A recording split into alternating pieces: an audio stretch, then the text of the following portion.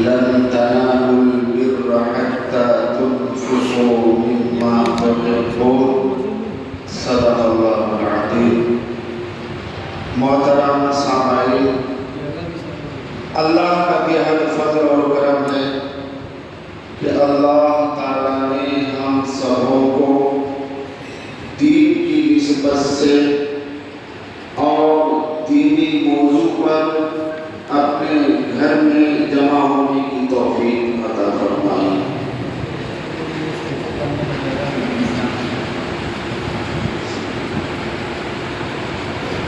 جیسا کہ آپ سبھی حضرات کو معلوم ہے کہ وقف ترمیم بل 2024 جب سے سرکار لے کر آئی ہے اور یہ بل منظور جب منظر عام پر آیا،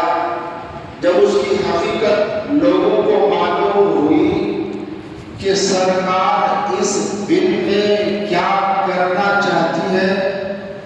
سرکار کی کیا نیت ہے، اس کے کیا ارادے ہیں، جب ان ساری چیزوں کی جانکاری منظر عام پر آئی تو سب لوگوں نے اس بل کے آنے کے بعد یہ تاثر قائم کیا کہ سرکار کا یہ بل مسلمانوں کے حق میں نہیں ہے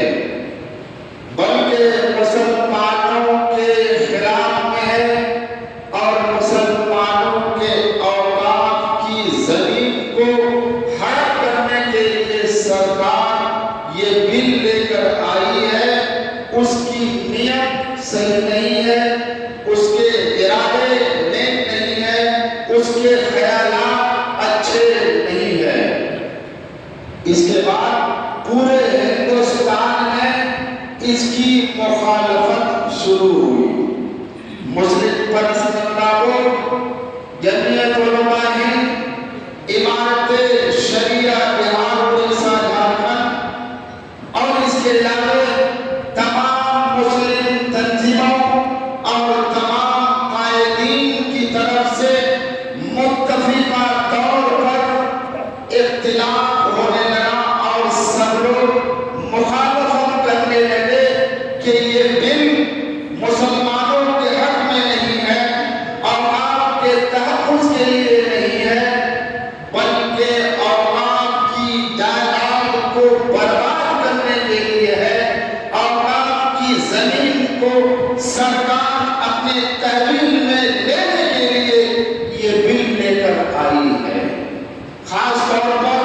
امارت شریعہ بہار اڑیسہ جھارکھنڈ کے امیر شریعت جناب حضرت احمد فیصل ولی رحمانی دامت برکاتہ العالیہ امیر شریعت بہار اڑیسہ جھارکھنڈ نے اس بل کے آنے سے قبل اور اس بل کے آنے کے بعد اس بل کی مخالفت میں مسلسل محنتیں کی ہیں، مسلسل مجلسوں کا انعقاد کیا، مسلسل ورکشاپ کی شکل میں عوام کو یہ بات پہنچانے کی کوشش کی کہ اس بل میں کتنے نقصانات ہیں، اس بل میں حکومت کی طرف سے جو دفعات لائے گئے ہیں، یہ اوقاف کی جائیداد کو حکومت اپنی تحویل میں لینا چاہتی ہے۔ ان ساری باتوں کو کئی مہینوں سے مسلسل ورکشاپ کے ذریعے، مجلسوں کے ذریعے، کانفرنس کے ذریعے، اجلاس کے ذریعے حضرت امیر شریعت دامت برکاتہ العالیہ نے عوام تک پہنچائی۔ مسلم پرست بورڈ کے ذمہ داران کانفرنس کے ذریعے، مجلسوں کے ذریعے عوام تک یہ بات پہنچانے کی کوشش کی کہ یہ بل مسلمانوں کے خلاف میں ہے، یہ بل اوقاف کے تحفظ کے لیے نہیں ہے، بلکہ یہ بل اوقاف کو برباد کرنے کے لیے ہے۔ چنانچہ حکومت اس بل کو براہ راست نہ پاس کر سکی، پھر اس کے لیے کمیٹی بنی، JPCB کمیٹی بنی۔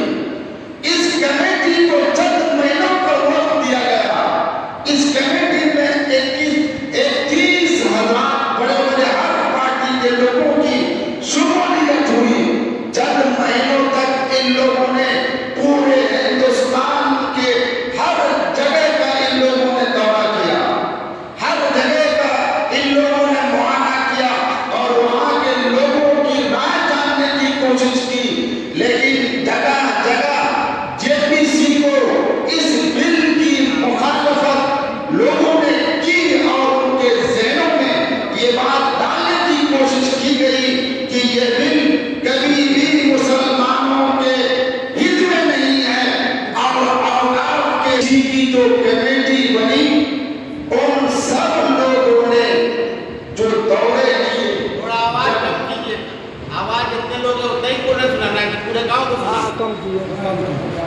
جگہ جب اس کی مخالفت ہوئی، جے پی سی کے لوگوں کو ان ساری باتوں سے واقفیت کرائی گئی، لیکن حقیقت یہ ہے کہ جے پی سی کے لوگوں نے کسی کی ایک بھی نہیں مانی۔ پہلے حکومت کسی کی نہیں مانی، اس کے بعد جے پی سی کے لوگوں نے کچھ کسی کی باتوں کو اس بل میں شامل نہیں کیا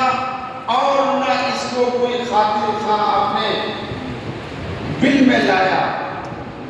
آخر یہ نتیجہ ہوا کہ یہ بل دونوں جگہ لوک سبھا راجیہ سبھا میں پاس ہو چکا اور صدر جمہوریہ کا بھی دستخط ہو چکا۔ اب یہ بل قانونی حیثیت اختیار کر چکا ہے، لیکن ہم سب اللہ کا شکر ادا کیجیے اور اللہ سے ابھی بھی امید رکھیے کہ اللہ نے سپریم کورٹ میں اس بل کو لٹکا کر رکھا ہے۔ چیف آف جسٹس انڈیا اس بل کے جو نقصانات ہیں،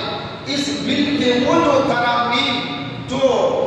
اوقاف کی زمین کی تحفظ کے لیے نہیں ہے بلکہ اوقاف کو برباد کرنے کے لیے ہے، اور ان ترمیمات کو جو مسلمانوں کے مخالفت میں ہے اور تمام اوقاف کی جائیداد کو اپنی تحویل میں لینے کے لیے ہے، چیف جسٹس آف انڈیا نے